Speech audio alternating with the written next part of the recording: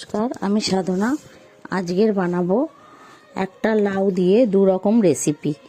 প্রথমে বানাবো লাউয়ের খোসা ভাজা, আর বানাবো লাউ দিয়ে চিংড়ি মাছ। প্রথমেই এই লাউটাকে আমি ভালো করে কেটে নেব। লাউটা আমি ভালো করে ধুয়ে ধুয়ে কেটে নিয়েছি, এরকম সরু সরু করে কেটে নিয়েছি লাউগুলো। আর লাউয়ের খোসাটাও আমি কেটে নেব। আর কেটেছি ডুমো ডুমো করে আলু। লাউয়ের খোসাটাও আমি ঝিরিঝিরি করে কেটে নিয়েছি, আর কেটেছি তার সঙ্গে একটা আলু কুচিয়েও দিয়েছি।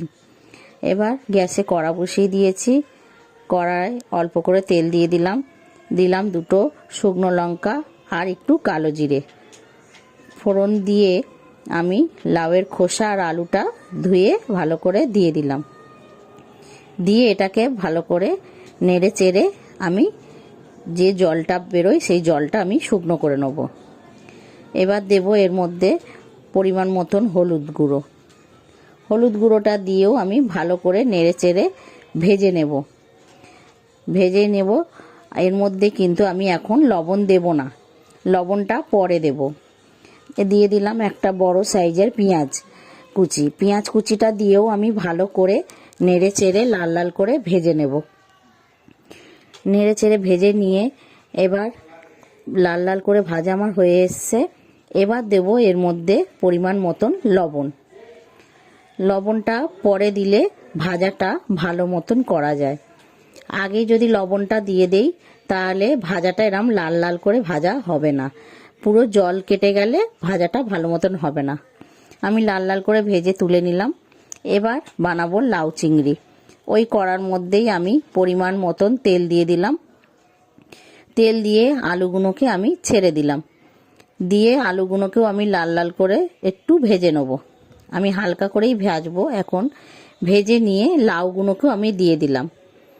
লাউটাকে দিয়ে এবার দিয়ে দেবো পরিমাণ মতন লবণ আর একটু হলুদ দিয়ে আমি এটাকে নেড়ে চেড়ে ভালো করে মিশিয়ে দিয়ে আমি কিছুক্ষণের জন্য চাপা দিয়ে দেবো।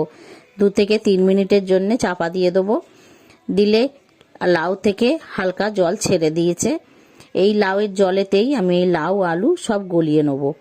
এবার দিয়ে দিলাম কিছুটা কড়াইশুঁটি আর 2টো টমেটো কুচি দিয়ে ভালো করে নেড়ে চেড়ে আমি এটা চাপা দিয়ে দেবো। এটা 2 মিনিট 3 মিনিট পর পর নেড়ে চেড়ে চাপা দিয়ে ভালো করে আমি লাউ আলু ভালো করে গলিয়ে নেব। ভালো মতনই লাউ আলু দেখছি গলেই গেছে। এবার এটা দেখেন আলুটাও গলে গেছে ভালো মতন। এবার এটাকে আমি নেড়ে চেড়ে তুলে নেব। লাউ আর আলুটাকে আমি তুলে নিচ্ছি।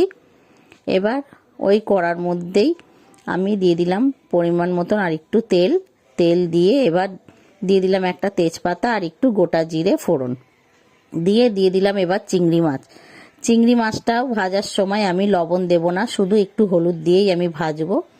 হলুদ দিয়ে আমি একটু ভাজছি, কেননা লবণ দিলে এই চিংড়ি মাছ থেকে আরো জল কাটবে।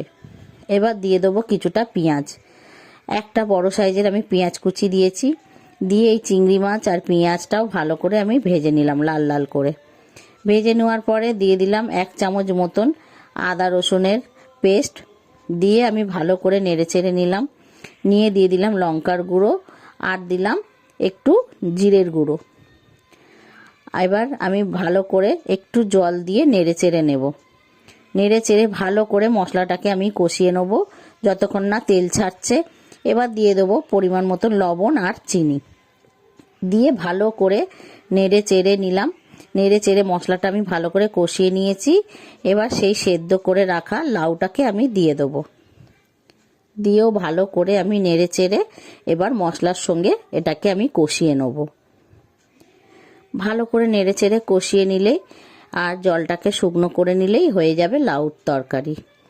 লাউ দিয়ে চিংড়ি মাছটাও আমি রেডি হয়ে গেল। একটা লাউ দিয়ে আমি 2 রকম রেসিপি তৈরি করলাম। আপনাদের যদি এরকম লাউ রেসিপি ভালো লেগে থাকে তাহলে একটা লাইক কমেন্ট শেয়ার করে একটা সাবস্ক্রাইব করে আমার পাশে থাকবেন। আর যদি ফেসবুকে দেখেন তাহলে আমার পেজটাকে ফলো করে রাখবেন।